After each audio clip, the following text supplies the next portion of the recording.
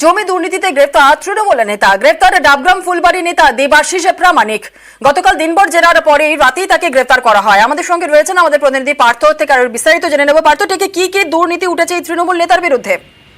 দেখো, আমরা জানি যে দিন তিনেক আগেই কিন্তু মুখ্যমন্ত্রী মমতা বন্দ্যোপাধ্যায় বৈঠক করেন এবং তারপরে তিনি সেই বৈঠকে কিন্তু তিনি পরিষ্কার করে জানিয়ে দেন যে ডাবগ্রাম ফুলবাড়িতে এক শ্রেণীর জমির দালালরা কিন্তু সক্রিয় হয়ে উঠছে এবং সেই যে সক্রিয় উঠছে তাদেরকে ভাঙতে হবে, এমনটাই কিন্তু নির্দেশ দেন পুলিশ প্রশাসনকে। এবং এই ভিত্তিতেই কিন্তু গতকাল স্পেসিফিক ইনফরমেশনের ভিত্তিতে একটি এফআইআর হয় এবং তারপরে কিন্তু এনজিপি থানার পুলিশ ও শিলিগুড়ি পুলিশের স্পেশাল গ্রুপ, তারা কিন্তু স্পেশাল অপারেশন গ্রুপ, তারা দিনভর অভিযান চালায় এবং এই যে ডাবগ্রাম ফুলবাড়ির যে তৃণমূল কংগ্রেসের ব্লক সভাপতি দেবাশিস প্রামাণিককে দিনভর জেরার পর যে অভিযোগ দায়ের হয়েছে থানায়, তার প্রেক্ষিতে কিন্তু কোনো রকম যে একাধিক অসঙ্গতি পায় জেরাতে এবং তারপরে কিন্তু রাত তাকে গ্রেপ্তার করা হয় এবং শিলিগুড়ি থানায় তাকে নিয়ে আসা হয়।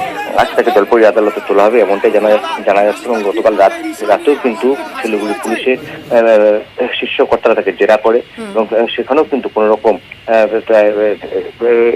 স্পেসিফিক কোনো ইনফরমেশন না পাওয়াতেই কিন্তু আজকে তাকে জলপাইগুড়ি আদালতে তোলা হবে এবং তাকে ফের নিজেদের হেফাজতে নিয়ে জেরা করতে চায়। ধন্যবাদ পার্থ। মুখ্যমন্ত্রী যখন বলেছেন যদি তথ্য প্রমাণ থাকে, যে তথ্য প্রমাণ যার বিরুদ্ধে থাকবে সে অ্যারেস্ট হবে।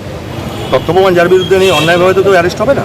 মুখ্যমন্ত্রী আমাদের নেত্রী, উনি যেভাবে বলেছেন সেভাবে না, আমি খবর পেয়ে আসলাম। এই গ্রেপ্তার পুলিশ বা সিআইডি কে দিয়ে অপরাধীদেরকে একটু আড়াল করে রাখা এবং জনগণের মধ্যে ইমেজ বিল্ড আপ করার জন্য এই গ্রেপ্তার কিনা।